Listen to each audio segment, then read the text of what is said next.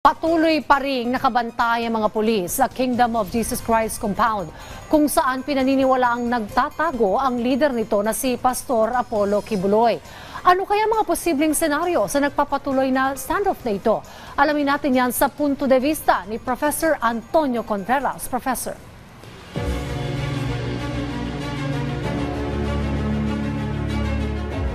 Maraming salamat Dayan at magandang umaga sa inyo dyan sa studio. Rule of law. Yan dapat ang lagi nating iisipin.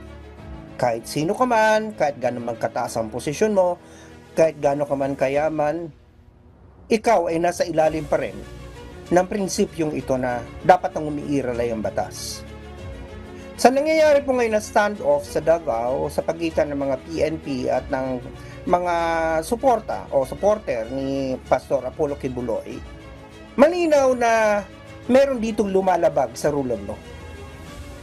Bagamat ating laging pinapayuhan ang mga pulis na magkaroon ng restraint at siguruduhin na sa pagsaserbi nito ng arrest warrant ay walang masasaktan, nakikita natin na doon pa lang sa presensya ng mga supporters ni Pastor Kibuloy na hinaharangan ang pagsilbi ng arrest warrant sa pastor, ito ay forma na ng obstruction of justice.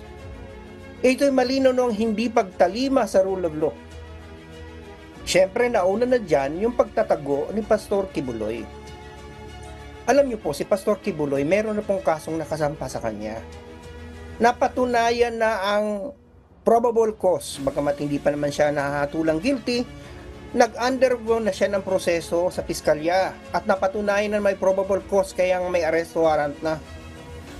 At ito ay katulad din ng tuklas ng probable cause sa Amerika sapagkat may mga kaso din siya sa Amerika na kung saan siya hinahanap din ng batas. So ang payo natin dito kay Pastor Kibuloy ay tigilan na ang pagtatago. Sumuko na. Ilagay na niya ang sarili niya sa batas sapagkat kung totoo naman talagang wala siyang kasalanan ayon sa kanyang sinasabi ay mapapatunayan naman yan. Marami naman siyang pera, pwede siya magbayad ng abogado, pinakamagaling na abogado sa bansang ito para sa ipagtanggol. As sinasabi ng mga kakampi ni Pastor Kibuloy, overkill daw ang ginawa. Meron daw violation ng rights ni Pastor Kibuloy. Anong rights ang binaviolate dito? Siya ay nag-undergo ng proseso. Siya ay nag-undergo ng DOJ investigation. May probable cause, may arrest warrant. At hindi naman siya pagkakaitan ng karapatan na idepensa ang sarili niya. Kaya nga siya, hinihiling na natin na sumurrender na at magpasakop na sa rule of law para madepensa niya na ang sarili niya. Pero kung ihambing kasi natin, marami kasi itong dapat nating sabihin nito, no, bagamat sensitibo. Nung panahon ni dating Pangulong Duterte, alam natin na marami mga tao ang bigla na lamang nawala o pinatay o hinuli nang wala man lang sampang kaso.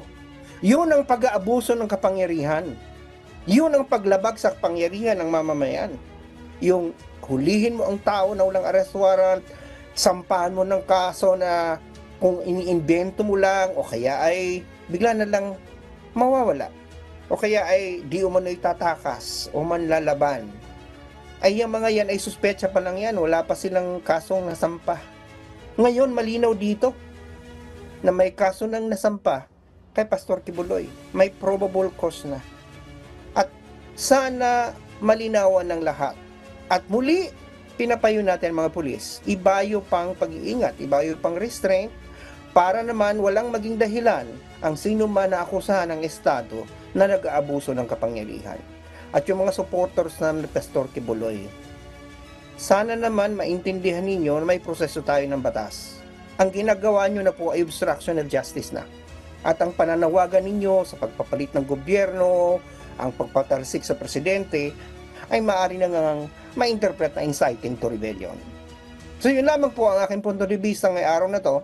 Balik sa inyo dyan sa studio. Maraming salamat, Dayan. Maraming salamat, Professor Contreras.